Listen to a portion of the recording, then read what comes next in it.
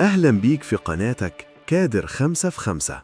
في عالم المافيا مفيش صاحب بيتصاحب، كل خطوة فيها دم وكل غلطة بتدفع تمنها بالرصاص.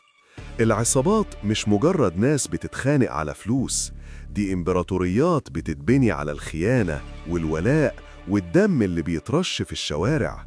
في أفلام دخلتنا جوه عقل المجرم وورتنا إزاي بيبدأ من الصفر لحد ما يبقى ملك الجريمة، بس دايما النهاية واحدة، يا إما خيانة يا إما قبر.